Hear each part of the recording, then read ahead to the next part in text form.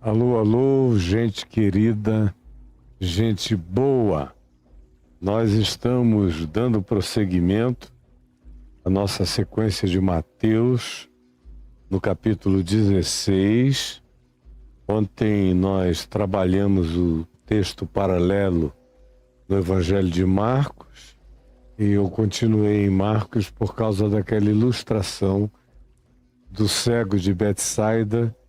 Foi curado em 2 etapas e eu disse que aquilo era uma metáfora, uma ilustração para tudo que tinha sido tratado por nós durante os dias anteriores, tudo gravado e registrado aí no YouTube, sobre o bloqueio cognitivo dos discípulos de Jesus. A gente tem aqui um grupo de antagonistas. Os fariseus, os saduceus, são os satanases humanos num antagonismo constante, definitivo e imparável. De outro lado, você tem o povo, carente, aflito, não está buscando entender muita coisa, mas precisa de ajuda, precisa de cura, precisa de misericórdia e de alívio. E Jesus faz isso pelo povo em geral. E de outro lado você tem os apóstolos, aqueles 12 assim nomeados, uma quantidade grande de outros discípulos que não são os apóstolos, mas que estão no nível concêntrico da intimidade. E tem as mulheres discípulas, discretas, mas efetivíssimas em tudo que fizeram em favor de Jesus e da sua caminhada. E no meio desses todos você tem os fariseus e os saduceus, tem mais do que bloqueio cognitivo. Eles sofrem de antagonismo, adversário satânico, de posição odiosa contra Jesus e o que ele significava, ou poderia significar, ou, se pudesse acerca dele, interpretar. De outro lado, o povo com carências, querendo ser atendido. Esse é o grupo que tem menos responsabilidade em qualquer coisa. Mas, no meio desses todos, como a gente tem visto, os apóstolos é que são os que mais preocupam, porque são discípulos. A palavra discípulo significa aquele que segue a disciplina de. Portanto, eram aqueles que seguiam a disciplina do Evangelho, do ensino de Cristo. Mas não entendem nada, não enxergam, não concluem, não consideram, não refletem, são desmemoriados. Enfim, é algo profundamente desanimador. Você ter um grupo de pessoas aos quais você vai confiar o que você está ensinando na perspectiva de que eles sejam herdeiros desse legado e sejam também os promulgadores, os divulgadores, os propaladores, os anunciadores da nova humanidade. Porque o que Jesus está querendo estabelecer é a nova humanidade. Não é a evolução de Darwin. Não. A evolução de Darwin tenha tido o papel que teve, e cada vez mais a gente sabe que ela teve um papel importante em vários aspectos do desenvolvimento da vida no planeta, mas está longe, longe, longe, longe, mas muito longe de conseguir esclarecer, explicar o fenômeno todo. E tanto mais quanto o tempo passa, mais a ciência descobre elementos, fatores, manifestações, fenômenos de uma intrincabilidade que transcende do ponto de vista de todos os cálculos matemáticos possíveis, qualquer que seja a natureza da evolução darwiniana. Então, esse tempo do reinado da evolução darwiniana, de maneira quase que absoluta, no meio das populações acadêmicas, caiu em profunda relatividade. Como tudo mais cai, tudo é passageiro, inclusive as nossas pseudociências absolutas.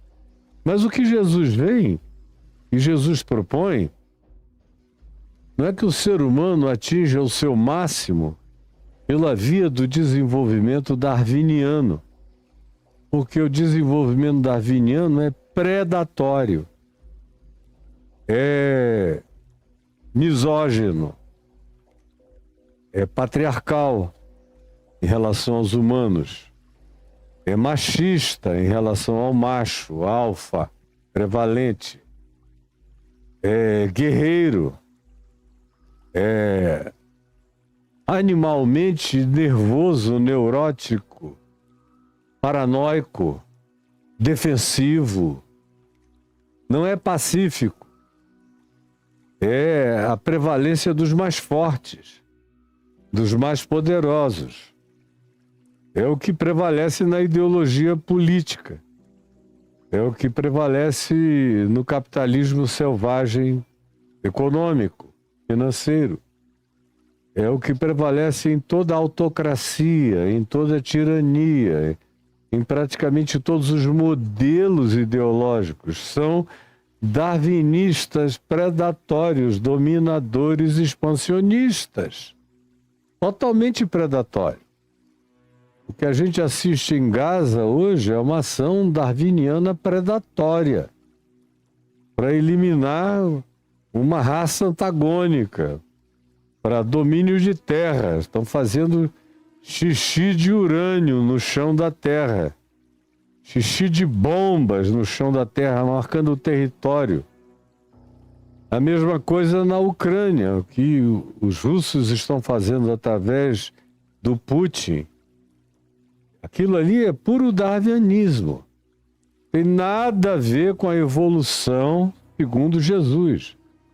Mas Jesus veio e o objetivo dele foi, e sempre será, o de estabelecer uma vocação sublime para o ser humano. Como Paulo diz, esquecendo o darwinismo que para trás de mim fica, eu prossigo para o alvo, para o prêmio de uma vocação soberana, sublime, mais elevada, de Cristo Jesus para mim, a saber, me tornar semelhante a Ele. O grande passo evolutivo do Homo sapiens é se tornar o Homo Christus. Guarde isso na mente e no coração. Guarde. O grande passo evolutivo do Homo sapiens, guarde aí, o grande passo evolutivo do Homo sapiens não é se tornar o Homo sapiens Plus 2.4, 3.0, não. É se tornar o Homo Christus, ou seja, o Homo Jesusificado, cristificado. Essa é a minha vocação, é a sua vocação, é o chamado da humanidade.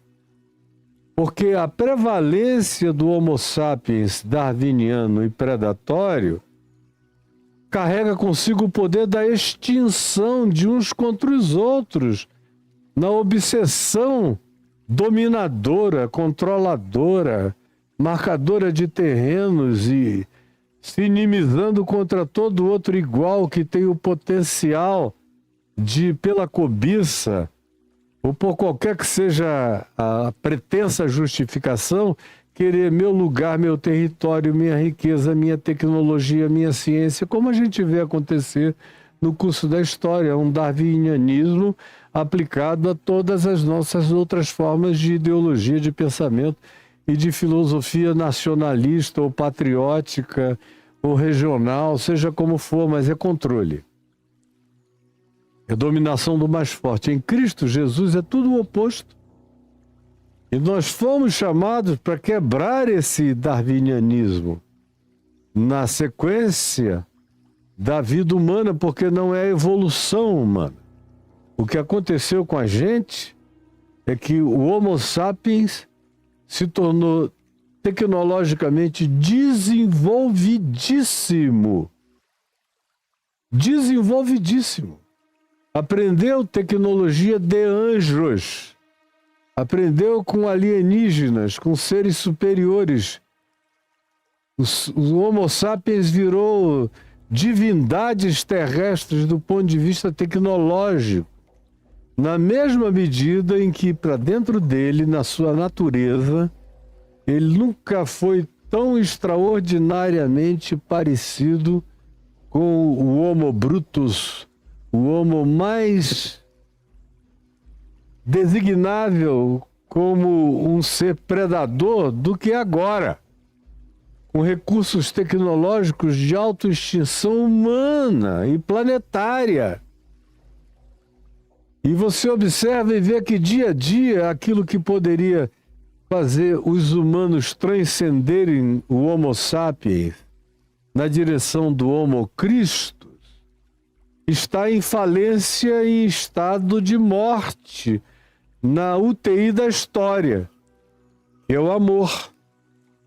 O amor vai esfriando, esfriando, esfriando e vai crescendo só o bicho dentro do Homo sapiens, do Homo tecnológicos, que é, todavia, um animal predador, matador, que busca a extinção.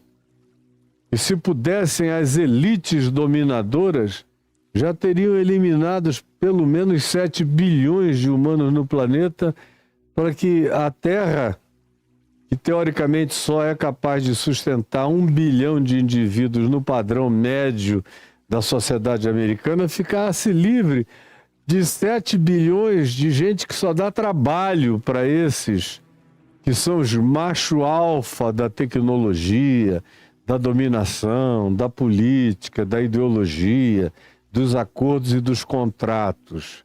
Eles lamentam muito ter que carregar a gente na boleia, carregar a gente na carroceria, carregar a gente nos vagões de trás do trem da história. Se eles pudessem, eles nos jogariam no abismo. A Terra, com 1 bilhão de pessoas, ficaria mais viável para eles.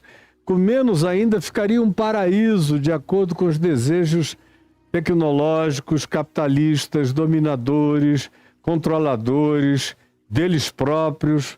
Em relação uns aos outros, eles acham que seria mais fácil, inclusive, o partimento vigilante, todavia, do que se pudesse dividir geodesicamente na Terra.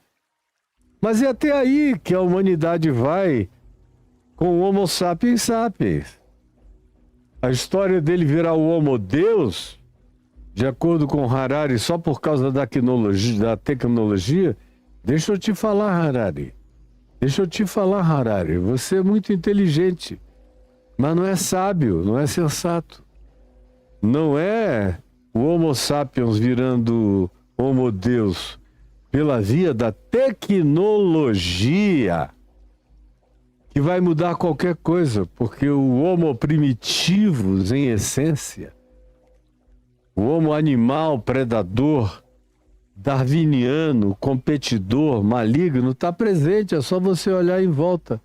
E tanto mais quanto a gente desenvolve tecnologia, a gente apenas desenvolve mais aparatos de autodestruição instantânea, meu querido Harari.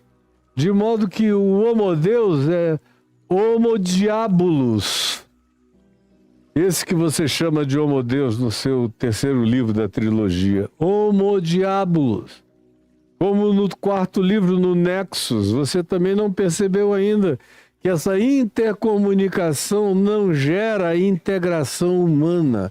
Porque onde não há amor, você pode ter toda a tecnologia que você queira, até telepática. Você vai usar a telepatia para matar o outro, mas não para edificar a vida. O Homo Christus, proposto por Jesus no Evangelho, é a evolução máxima, transcendente e sublime. Ela não briga com a tecnologia, mas ela põe a tecnologia a serviço de uma consciência infinitamente superior e a serviço das práticas do amor. Não há absolutamente nada de ciúme de Deus, do desenvolvimento científico, técnico, matemático, físico, quântico, das percepções da fenomenologia cósmico, espaço-temporal ou de outras dimensões de existência, todas igualmente criadas por Deus, algumas delas usando aparatos de uma natureza que a gente não consegue nem entender. Alguns parecem ser aparatos até de natureza orgânica, mas tem cara aparatosa. Pois bem, não é esse o ômega da vocação humana.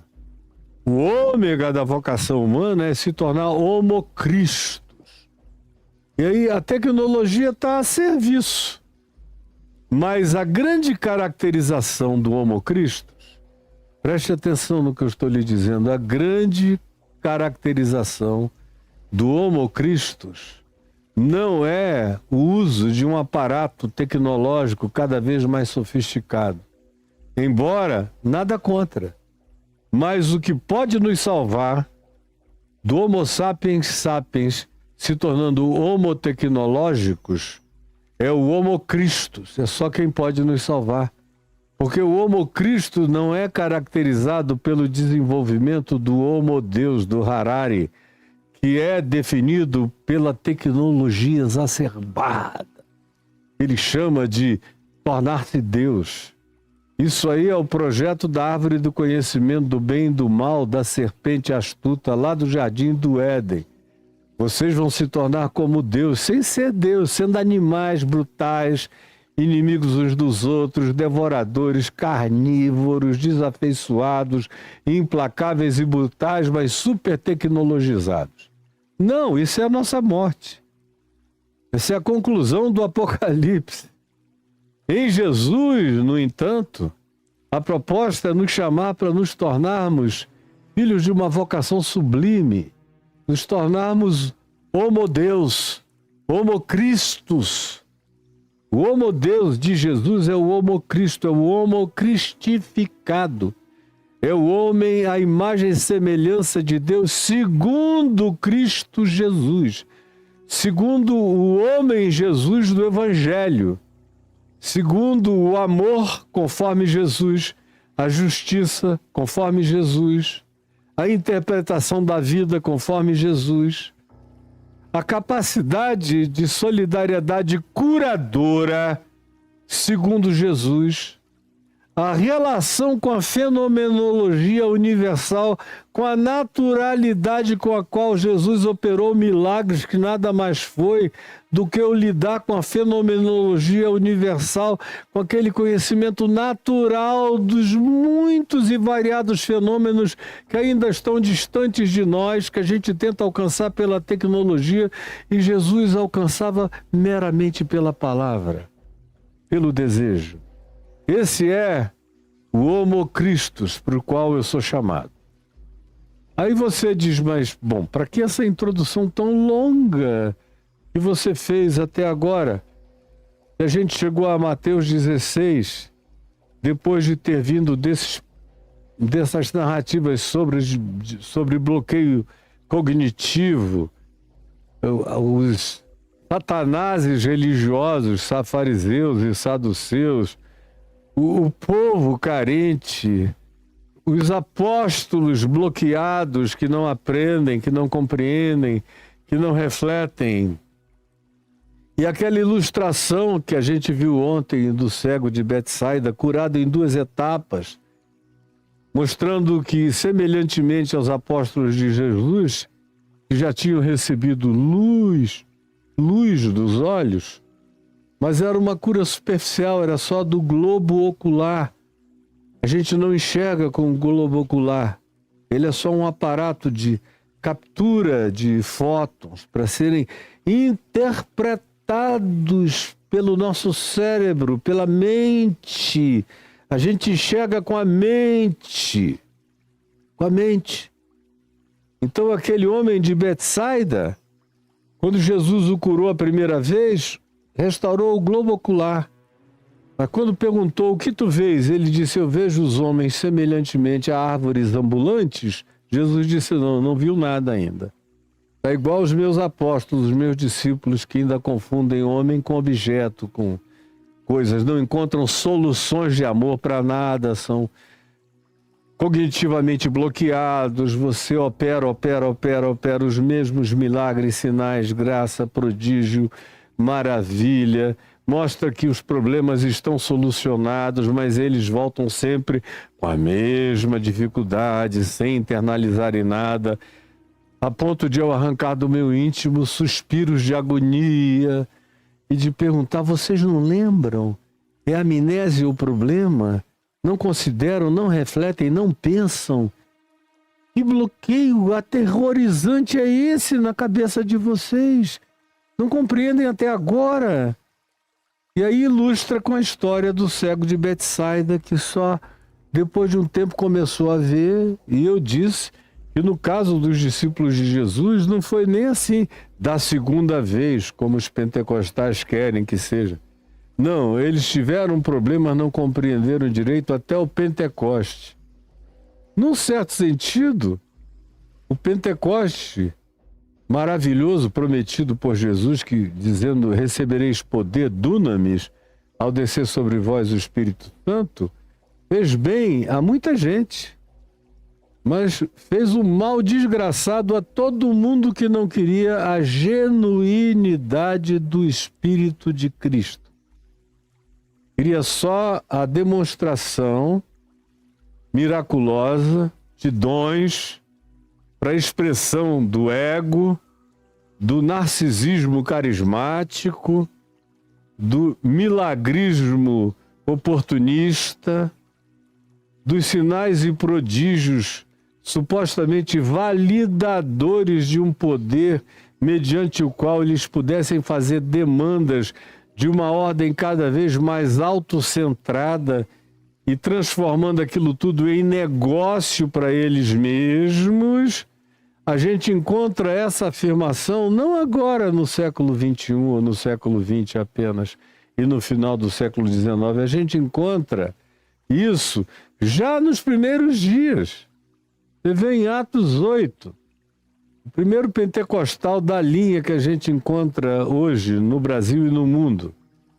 Lá em Samaria, aquele Simão de Samaria, querendo comprar a unção do Espírito Santo com grana, para que ele mesmo também ficasse como os apóstolos, capaz de curar doentes, operar sinais e prodígios. Aquele Simão de Samaria, de Atos 8, ainda era um cara mais purinho, porque ele queria comprar o poder do Espírito com dinheiro. Hoje não. O pessoal diz, não, a gente sabe como inventar, como fazer de conta, como enganar. E eles são idiotas, são trouxas, são tolos. Eles são seres não cognitivos, praticamente. A gente faz o que a gente quer com essa manada de pessoas manipuladas, e é o que você vê em volta. Mas o projeto de Jesus não tem nada a ver com isso. Jesus teria falhado, preste atenção,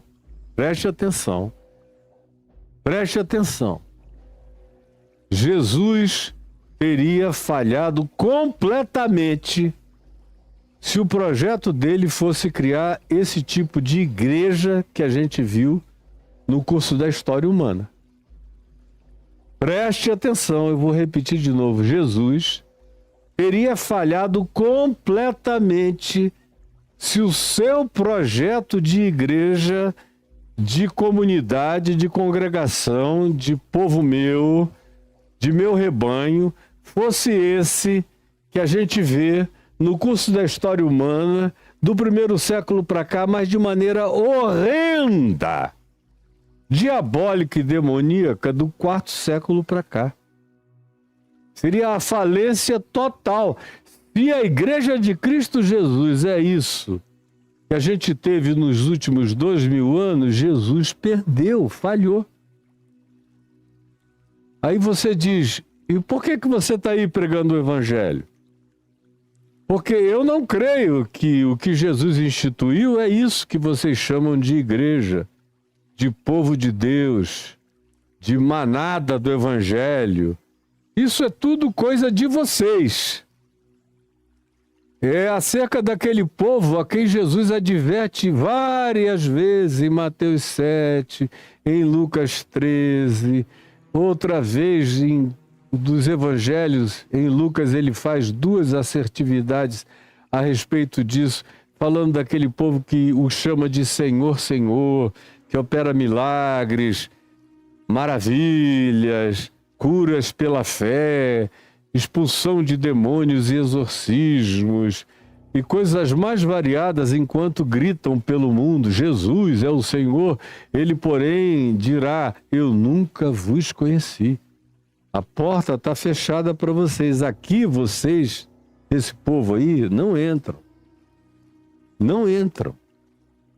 E tanto mais quanto vocês tenham sido mestres desse povo, ensinadores, pastores, apóstolos, líderes e bispos desse povo, mais ainda eu garanto vocês que souberam e fizeram o que fizeram, não entram aqui. A porta está fechada, não sou eu. Olha bem para mim, não sou eu que estou dizendo isso, é Jesus no Evangelho. Ficarão de fora. Esses todos, com esses poderes todos, com esse carisma todo, são aqueles acerca de quem Jesus diz, então, para esses haverá choro e ranger de dentes.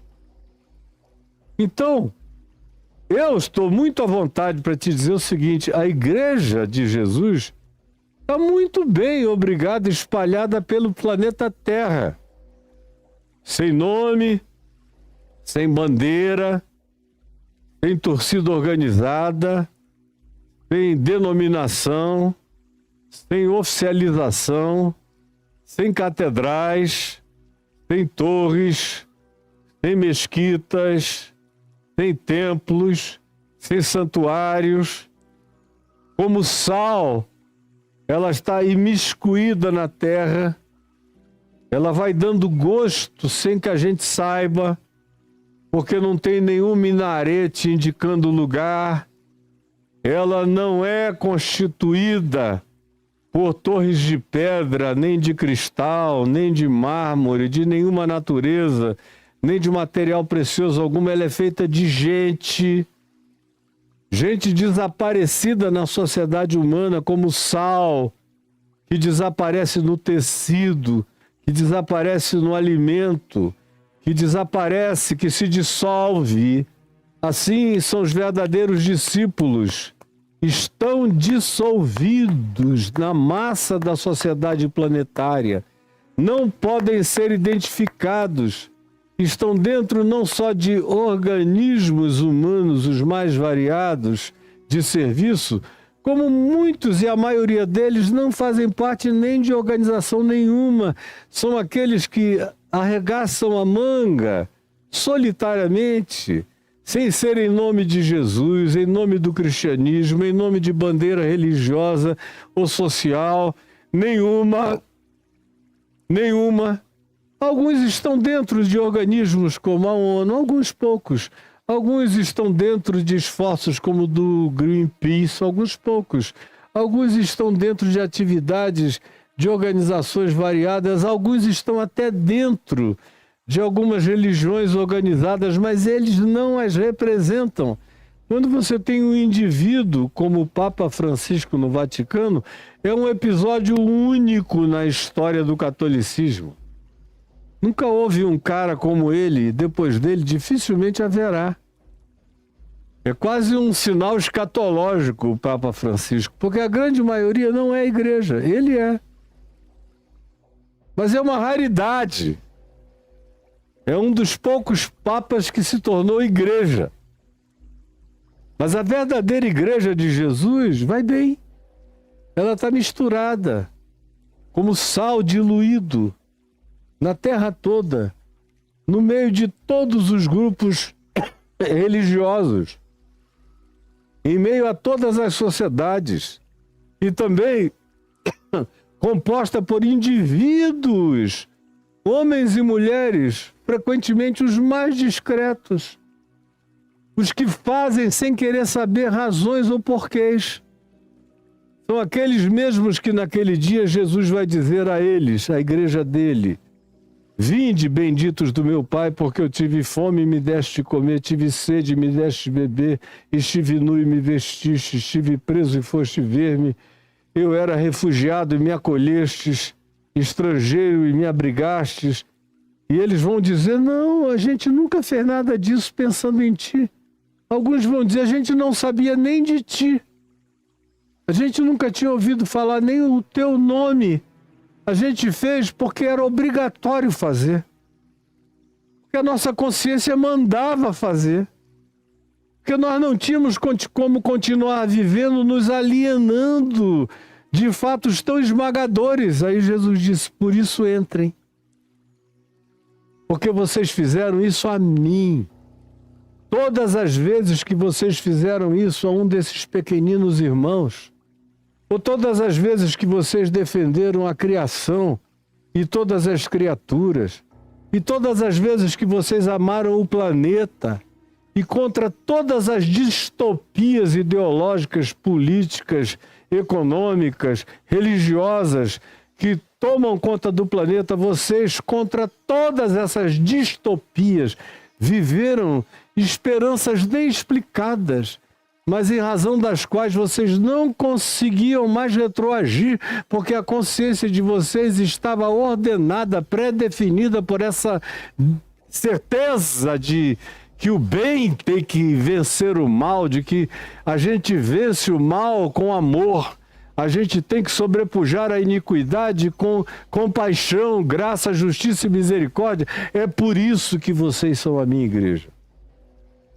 Embora a igreja, entre aspas, que se autodesigna assim, a dona das flâmulas, das bandeiras, das torres, das catedrais, das basílicas e de tudo mais, digam que vocês são os perdidos que estão indo para o inferno, sem saber que eles é que são aqueles que não se assentarão à mesa do reino. Ficarão de fora, aonde haverá choro e ranger de dentes. Porque a grande vocação humana, para quem sabe e para quem não sabe, é andar na direção de se tornar Homo Christus.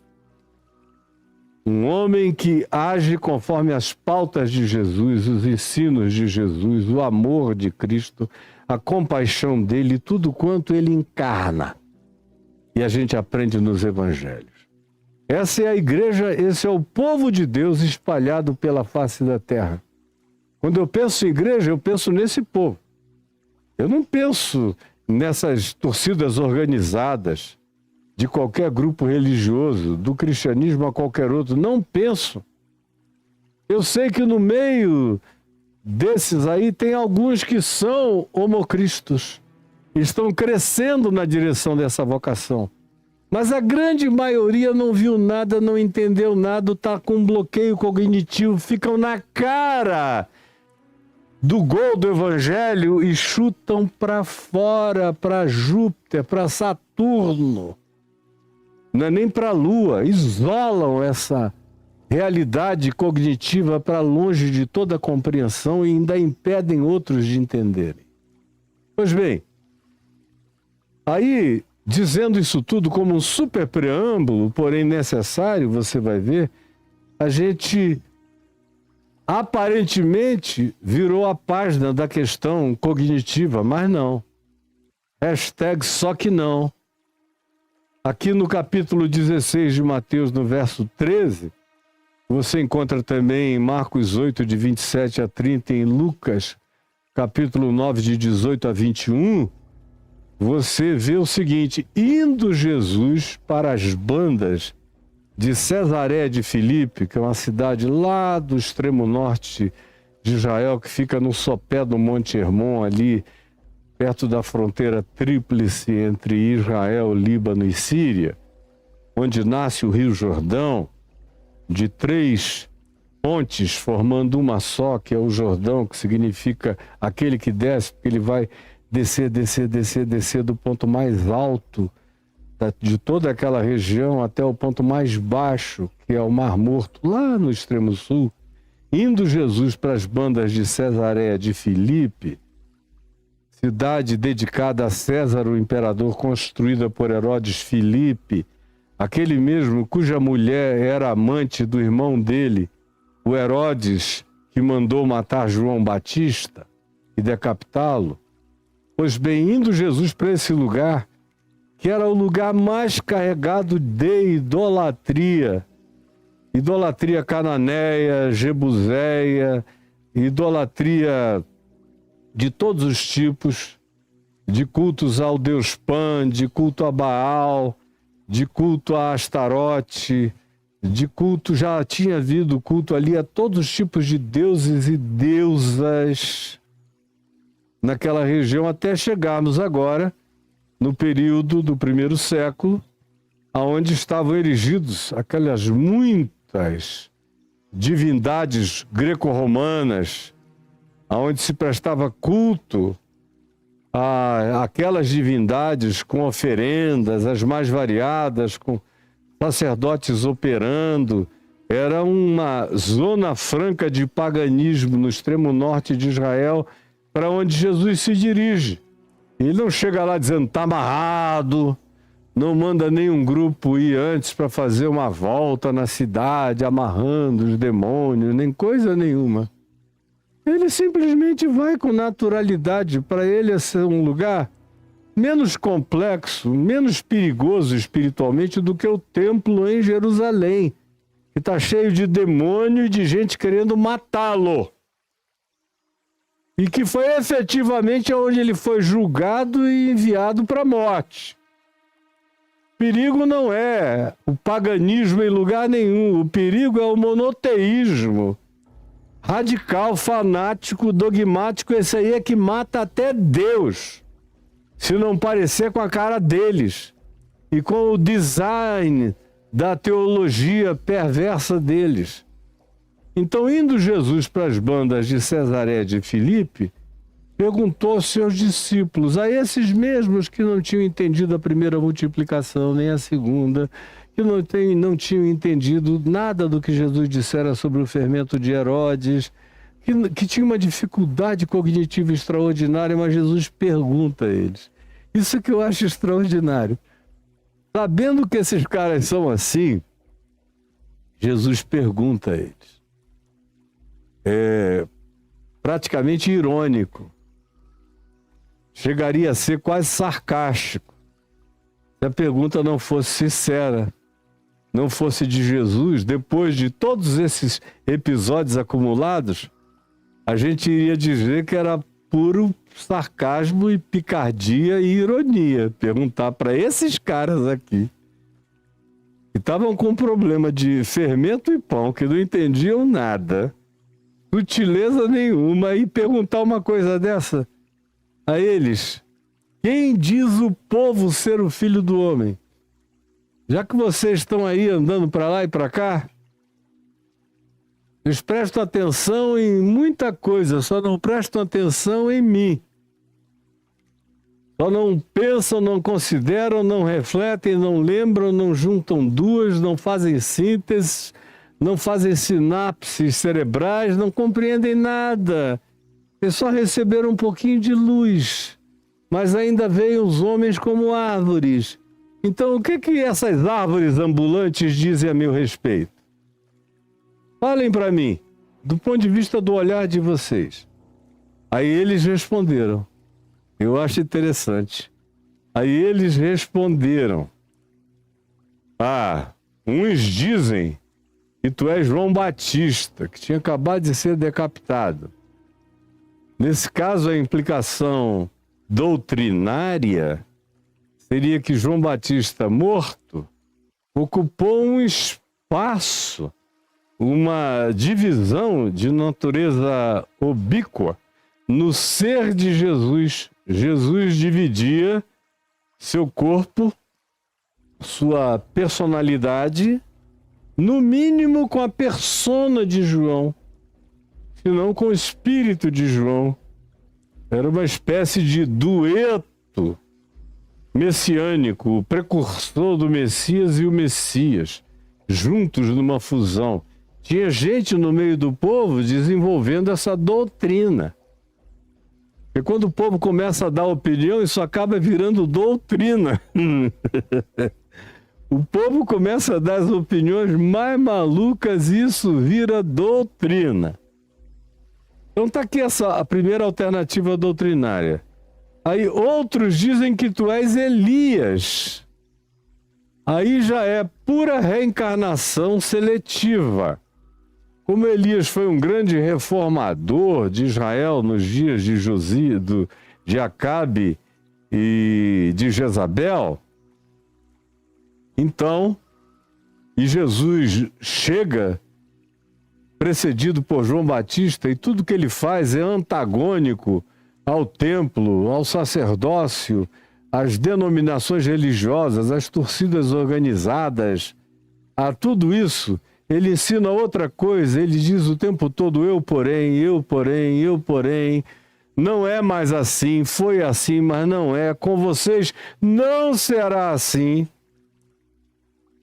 Então alguns diziam, ele deve ser o Elias contemporâneo, que reencarnou. Elias reencarnou nesse homem de Nazaré, que está fazendo essas coisas. Aliás, alguns diziam, parece até com Eliseu, porque faz milagre dessa, faz até mais milagres do que Elias, mas Elias tinha um status maior, então vamos associá-lo ao grande e maior status. Mas é uma doutrina reencarnacionista que está em questão aqui. Alguns dizem que tu és Elias. E outros também trazem uma outra doutrina reencarnacionista, que é a mesma, só vinculada a um outro personagem já morto há muitos séculos, que era o profeta Jeremias, morto há mais de 500 anos.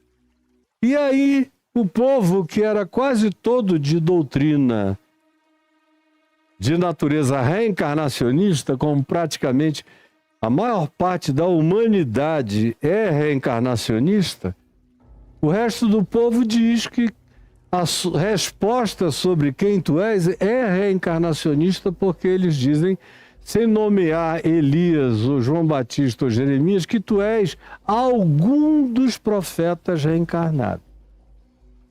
Jesus ouviu aquilo, e se Jesus fosse evangélico, tinha começado na mesma hora uma guerra doutrinária, uma bronca salvadora, uma assertividade esmagadora, uma patrola de Deus passando, dizendo, que absurdo! Será que vocês não sabem que reencarnação não existe? Vocês podiam pelo menos ter dito isso que o povo diz, mas a gente não crê assim não. Porque a gente não crê em reencarnação. Mas Jesus não deu a mínima. Como eu vejo que Jesus não dá a mínima para esses devaneios doutrinários que são tão variados quantas são as cabeças dos que concebem esses pensamentos. É uma variedade enorme. Eu conheço milhares de pessoas que pensam assim e que conversam comigo. Quando eu era jovem, eu me sentia quase na obrigação de fazer uma demonstração de conhecimento bíblico, demonstrando que a reencarnação não era um princípio de Jesus nem do Novo Testamento, nem tampouco foi do Velho Testamento, do povo de Israel, não era. Mas depois eu fui me tornando mais maduro e fui vendo como aquilo era totalmente apenas um provocador de bloqueio cognitivo. Você fica discutindo doutrina, dogma, assertividades humanas, porque toda doutrina é construção humana. pode vir e se sentir embasada em experiências fenomenológicas aqui ou ali, o agente que diz que tem memórias de vidas passadas, isso e aquilo, mas está infinitamente longe de comprovação factual, tanto mais quanto o tempo passa e a ciência evolui, surgem muitas e muitas alternativas fenomenológicas para a doutrina chamada de reencarnação. Muitas. Não são poucas, não. E eu tenho encontrado gente que crê na reencarnação dizendo realmente o que você tem dito é um fato. Existem hoje tantas outras alternativas de explicação e os maiores teóricos da reencarnação estão tendo que estudar o fenômeno de novo. E eu digo, e quando estudarem bem estudado, vão chegar a múltiplas conclusões, que não são essa, necessariamente, mas esse não é um tema para a gente ficar batendo boca, discutindo, brigando, se inimizando, se conflituando e criando barreiras, muralhas cognitivas, impeditivas de diálogo, de compreensão, de troca de entendimento, de tolerância acolhedora. Impede. Jesus, portanto, passa batido pelo tema. Se ele carregasse dentro dele o espírito dos evangélicos, esse espírito que habita os evangélicos, mas não habitava Jesus, na mesma hora teria tido uma grande lição, talvez a maior. Mais do que ele falou sobre o dinheiro, que é sobre o que ele mais falou, mais do que ele falou sobre alguns outros temas longos, como o da ansiedade, onde ele discorre longamente, mas sobre vários outros temas que ele mencionou. Esse aqui ele não mencionou jamais. E quando surge a bola quicando para ele tratar do assunto, ele deixa ela passar batido, ele nem olha para essa bola quicante.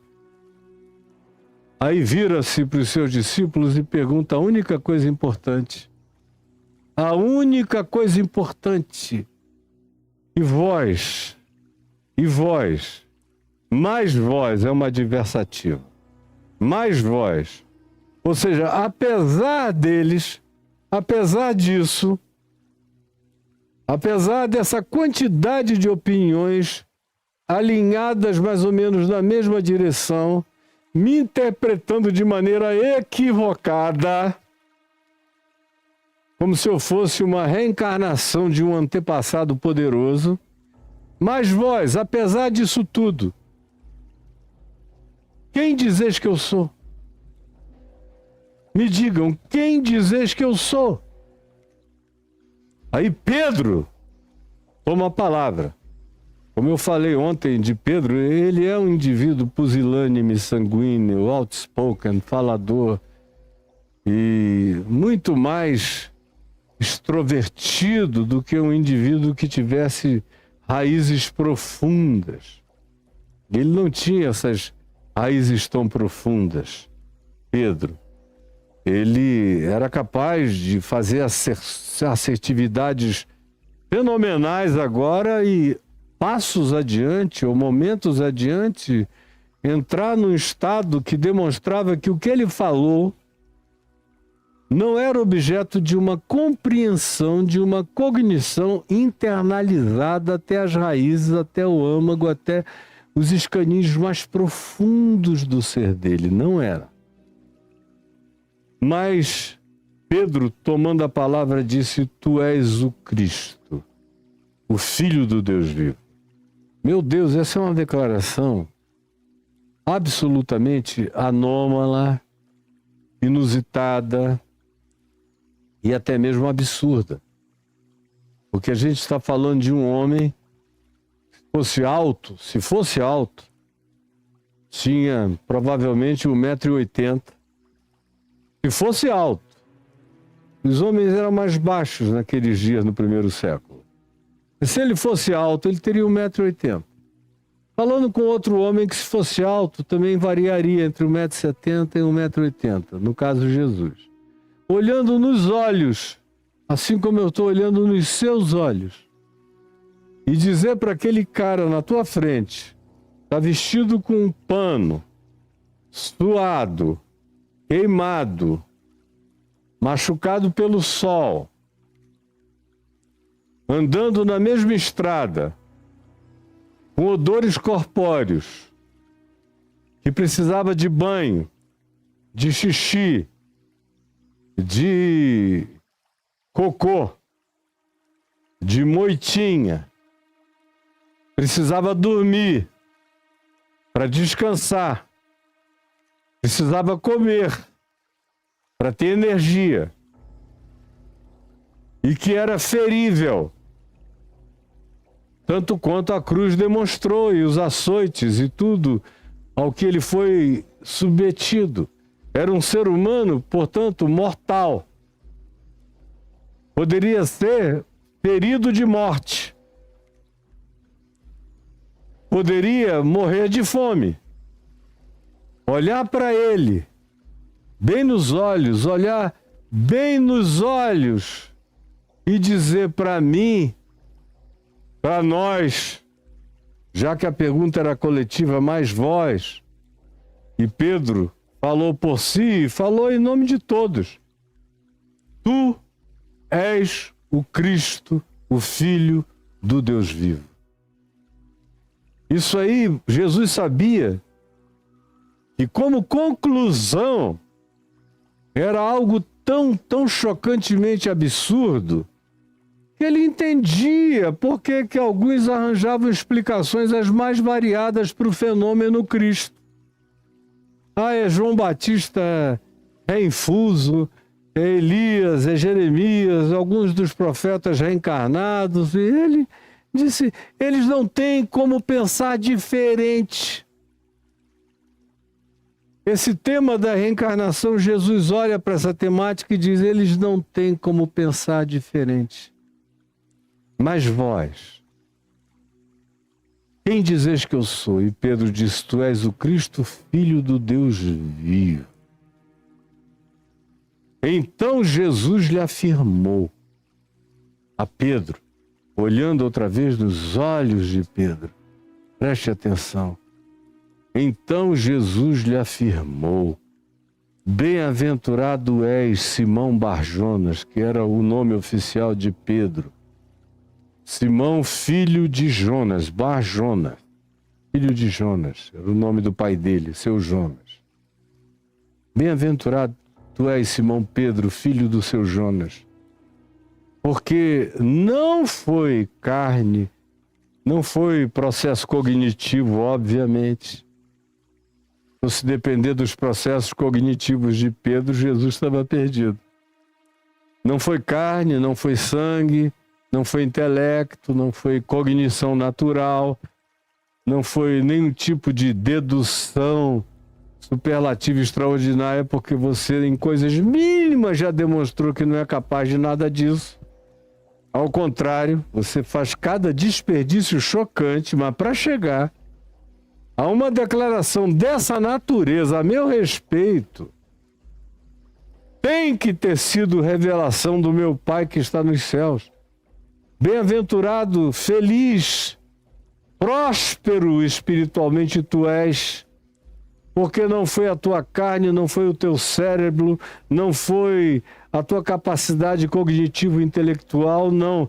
Quem te mostrou, quem te revelou, quem descortinou para ti essas coisas, mas foi o meu Pai que segredou no teu coração, que vem segredando contra toda a dificuldade de compreensão que você e que vocês todos têm.